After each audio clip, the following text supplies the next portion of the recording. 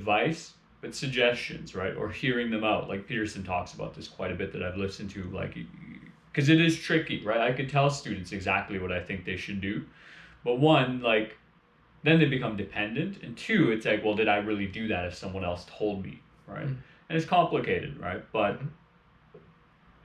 I do think sharing knowledge and information, like, hey, here's what I've learned, right? So students will talk to me about money and finances here and there. Mm-hmm. And I just tell them, like, I don't tell them exactly what to do, but I say, hey, like, first things first, like, sort out your paycheck, right? If you're not getting paid, don't talk to me about Bitcoin, right? Like, if you're not making, whatever it is, like $10,000 to $100,000 a month, don't talk to me about becoming a millionaire off your investments. Like, if you got $25 in there, like, Mm-hmm. I don't know what to tell you, kid. Mm-hmm. But having that information, right? Having that knowledge of, like, okay, like, if kids say they want to travel but they don't have the money, it's like, well, I tell them based on my experience, it's like, hey, try this workaway thing. Mm-hmm. And I'm very particular. Like, I have two female students who they're trying to plan a trip to Mexico. One wants to go, and she's like, hey, we'll go to the resort and we'll stay on the resort. And the other one's like, no, we're gonna get trafficked. And to an extent, like, they're both correct. It's like there is risk for both these things to happen. You could have a very good time, something terrible could happen. But knowing that experience and the knowledge of, like, well, like, here are some things that I've learned that could help you to succeed. And I encourage you to go on your own journey, because you don't really know what's going to happen if you go to Mexico. Mm-hmm.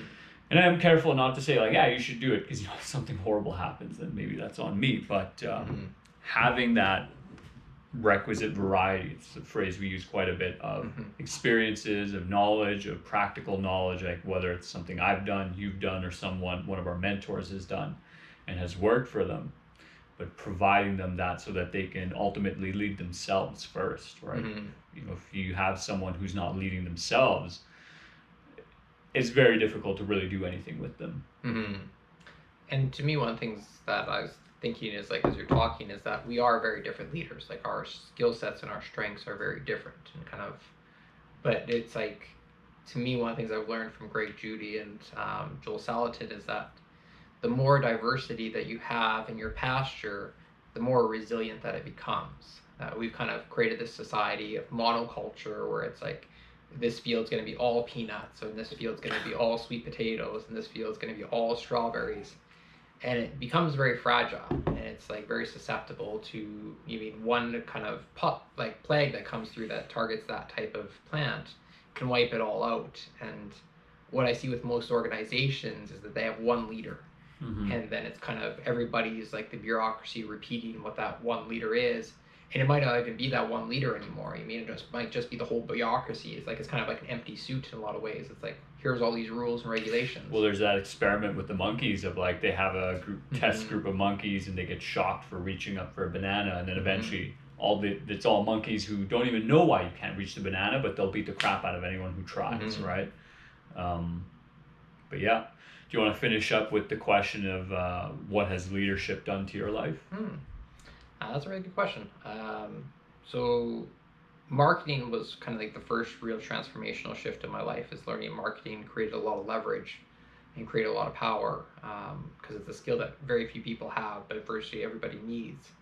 But I found leadership was more impactful than marketing. Because marketing can get you to a certain level, and it can kind of get you to financial success. But I found that leadership is what creates meaning and fulfillment in life. Is that becoming a good leader myself? Well, one, I can kind of transform my own life, which has a lot of value. But do you want to just discuss, like, two things that you've done that transformed your life as well, just to give concrete stuff to? In what respect? Well, I guess I could just point out, I mean, you went out, you learned about business and whatnot, and so you have your own business, right? And you have a business that is, to use the phrase, easy, lucrative, and fun. Like, and quite frankly, there are days where I'm leaving in the morning, and it's like, oh man, like, I wish I had my own business and I'd have to leave at 6:30, 7:30. But I look at your life and go, like, that's incredibly transformational, because the last time we lived together, you were working for someone else. And there were times where it was good and times where it was tense, right? But now it seems like a lot of just good times. So, yeah, like basically getting to work for 2 to 3 hours a day and kind of get all my expenses met, and doing work I actually enjoy, and it's from home, so I'm not having to travel. That is quite amazing, and like marketing's really helped me with that. But it was also leadership too, is that I had to kind of learn all these different skills about management and all this kind of stuff. So to me, it's like the two most powerful skills in life to learn are marketing and leadership.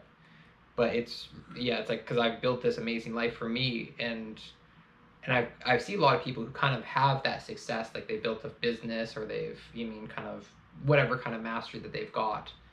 But the harder part is kind of like it's like NBA players who are really good in their own time, and then try to go on to be coaches, and most of them just don't work out. Like it's not the same thing, because you can just like drive yourself into the ground, and that might be a good thing as an athlete yourself, but to be the leader of a team, and you just kind of have this Michael Jordan where you just pound your players. But didn't Wayne Gretzky try that? Like he coached the Phoenix Coyotes, yeah. Right? And I don't know how well that went, but I don't recall them winning a cup.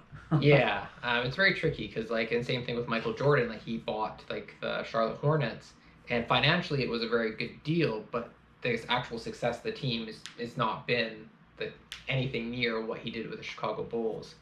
And so they're very two different skills. It's kind of like the idea of Moses, like what gets you out of Egypt is not the same skill that gets you to the promised land. Like being able to how to get out of slavery, that's one skill and it's great. But to actually get to the promised land is another skill. And to me, it's like that's kind of marketing is the first skill to get out of that slavery. But leadership is the second skill to get to the paradise, to get to that kind of land. And that's kind of what I feel like I'm creating or building. And it's so exciting to see you growing and developing as a leader, see Stephanie, and to see this potential social circle that we're building of this community of leaders and personal growth oriented people. Because I just haven't seen anybody else create that. You mean? It's like I've kind of seen some very successful people network and they kind of all get together with each other. But I haven't seen an organization that can kind of be grassroots and take people who are already relatively successful, but kind of fulfill them and kind of round out their life. So to me, that's just very fulfilling and exciting. And what about for yourself for leadership? Me leading my own life has made me into a man. Yep. Like with a capital N. Right. And whether it was leading myself on my own spiritual, religious journey and figuring out, why my moss that happened in high school, 16, 17 years old. To 19, 8 years of age, around there, realizing like, okay, I'm outgrowing the people around me and I need to do something about that, and it's not quite jiving very well with me. So leading myself out of that and not getting lost in the sauce, right? And around 21, then leading myself on this journey around the world and to literally the promised land, like going to Israel, going to Jerusalem, and having a spiritual journey there. And then since then, leading myself through health, wellness, social groups, education, and career as well. And then a lot with your help, particularly with the career too. But I would say it has made me into a well-rounded man, and I'm very happy to be that. Cool. I think we'll end it with that. All right. That's it, folks.